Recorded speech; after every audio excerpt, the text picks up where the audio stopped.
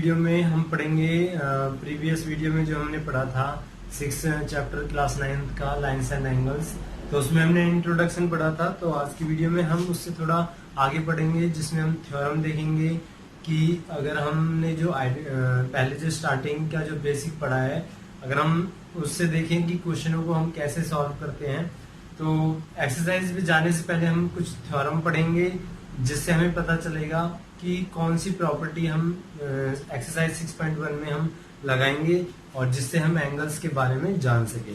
तो थ्योरम हम स्टार्ट करते हैं, जिसमें हम फर्स्ट थ्योरम डिस्कस करते हैं। If two lines intersect each other then the vertical opposite angle are equal. यानी इसमें बोला है अगर दो लाइन आपस में एक दूसरे को काटती हैं तो जो वर्टिकल अपोजिट एंगल जो बनते हैं, इससे पहले वाली वीडियो में मैं बता चुका हूं कि वर्टिकल अपोजिट एंगल कौन से होते हैं। तो इसमें बताया है कि अगर दो लाइन आपस में एक दूसरे को काटती हैं तो उसमें जो वर्टिकल अपोजिट एंगल है वो आपस में इक्वल होते हैं, ये हमें प्रूव करना है। अब वर्टिकल अपोजिट एंगल होते क्या है, तो मान लो अगर मैं यहाँ से देखूं, एंगल से नाम मैंने यहाँ ले लिया एंगल 1, तो इसके अपोजिट कौन सा हुआ, एंगल 2 मान लेते हैं। तो यानी हमें प्रूव करना है कि जो एंगल 1 है वो किसके बराबर है, एंगल 2 के बराबर है। ऐसे ही मैंने इसको डिनोट कर दिया डबल लाइन से, तो इसको माना 3, तो इसके अपोजिट हो गया, इसको भी डबल लाइन से डिनोट कर लिया और ये हो गया 4। डबल लाइन का मतलब है थोड़ा डिफरेंस समझ में आ जाता है कि ये इसके अपोजिट है और ये वाला इसके अपोजिट है। तो हमें प्रूव करना है जो एंगल 1 है वो एंगल 2 के बराबर है और 3 एंगल 4 के बराबर। तो इससे पहले वीडियो में हमने एंगल के बारे में डिस्कस कर रहा था कि किस टाइप के एंगल होते हैं, कौन कौन से होते हैं।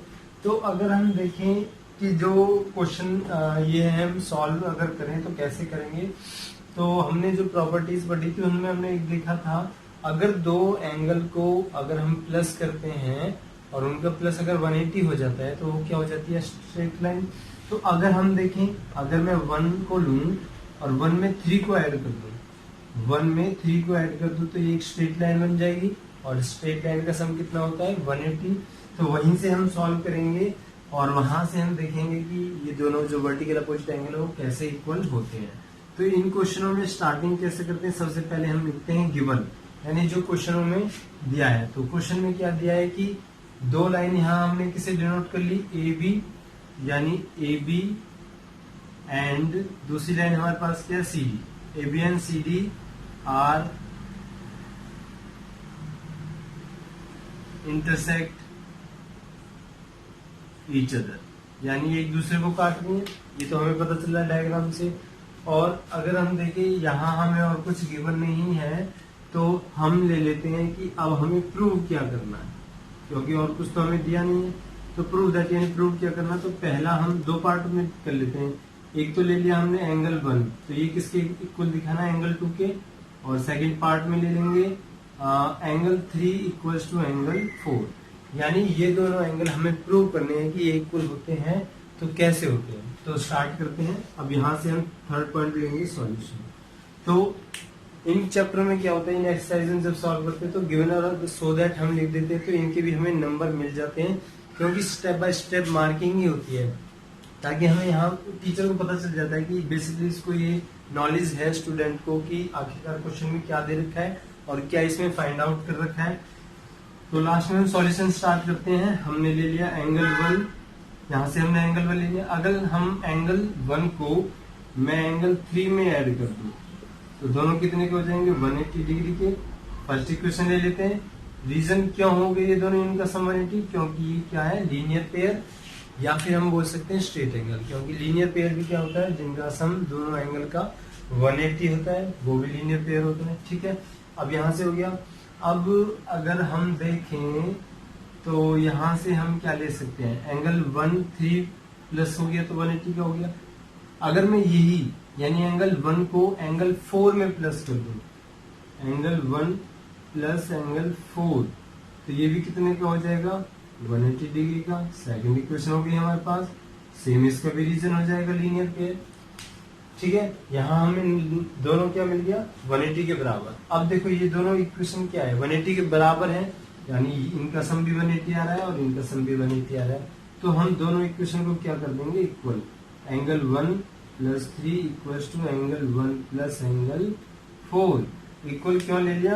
क्योंकि दोनों की वैल्यू क्या है, सेम है, 180 सेम है, तो यानी ये दोनों आपस में इक्वल है। ठीक, यहाँ तक हो गया। अब हम देखेंगे एंगल 1 भी यहाँ है, यहाँ पर भी 1 है।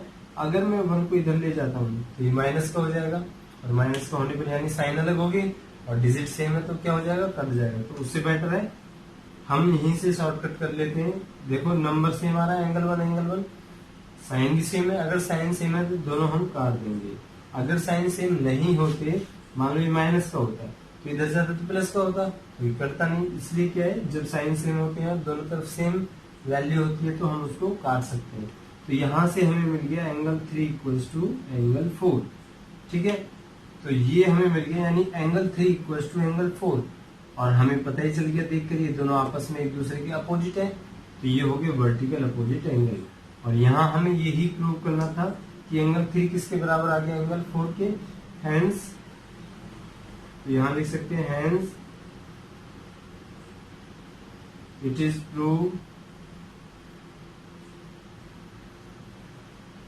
Proved that vertical opposite angle are equal.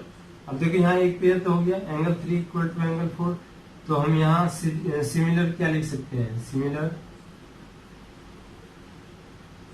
Similar angle 1 equals to angle 2।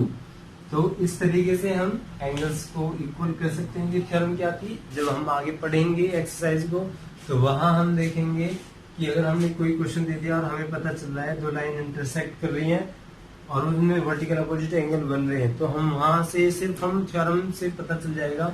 हमने ऐसी थ्योरम पढ़ी थी जहां वर्टिकल अपोजिट एंगल आपस में इक्वल होते हैं, तो वहां हमें थ्योरम प्रूव नहीं करनी। हमें पता है वर्टिकल अपोजिट एंगल इक्वल होते हैं, तो हम वैल्यू को डायरेक्ट आपस में इक्वल कर देंगे। तो ये फर्स्ट थ्योरम थी एक्सरसाइज 6.1 स्टार्ट होने से पहले। तो अगर हम ऐसी बेसिक थ्योरम को कर लेते तो हमें चैप्टर और एक्सरसाइज करने में बहुत ही